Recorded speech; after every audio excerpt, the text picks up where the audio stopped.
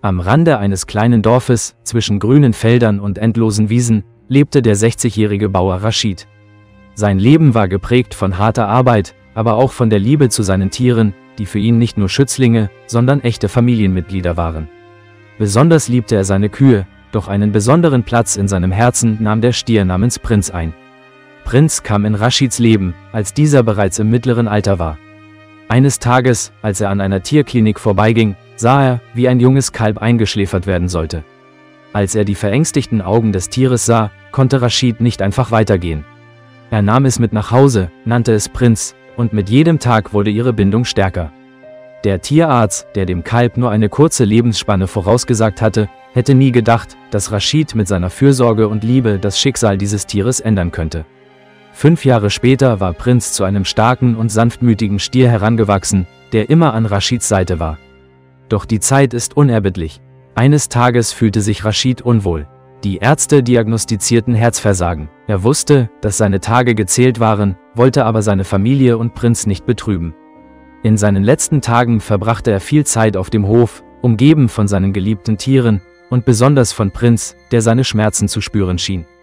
An einem Abend, als die Sonne am Horizont versank, durchfuhr Rashid ein stechender Schmerz in der Brust.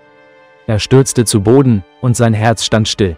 In diesem Moment spürte Prinz, der neben ihm stand, dass etwas nicht stimmte.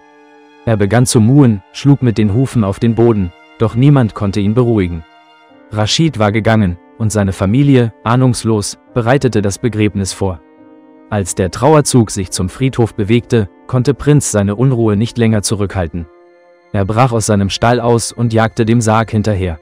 Die Dorfbewohner waren schockiert, als sie sahen, wie der Stier die Straße entlang raste, als wüsste er, dass sein Besitzer in Gefahr war. Er erreichte den Sarg und begann, ohne zu zögern, mit seinen Hufen darauf einzuschlagen. Der Deckel brach auf, und in diesem Moment erstarrte alles um ihn herum. Aus dem Sarg war ein schwaches, aber verzweifeltes Wimmern zu hören. Die Leute konnten ihren Ohren nicht trauen. Rashid, den alle für tot gehalten hatten, befand sich in einem Zustand der Katalepsie. Sein Körper reagierte nicht, aber sein Bewusstsein war noch da. Er hatte gehört, wie sein geliebter Stier versuchte, ihn zu retten.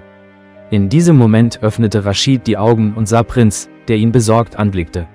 Familie und Freunde, zutiefst erschüttert von dem, was geschehen war, stürzten zu Rashid. Die herbeigerufenen Ärzte leisteten schnell Hilfe. Rashid konnte schließlich seinen treuen Freund umarmen, der ihn vor einem schrecklichen Schicksal bewahrt hatte. Freudentränen liefen über das Gesicht des Bauern, und er verstand, die Liebe und Treue eines Tieres können wahre Wunder bewirken. Liebe Freunde, wenn euch das Video gefallen hat, setzt ein Like und abonniert den Kanal.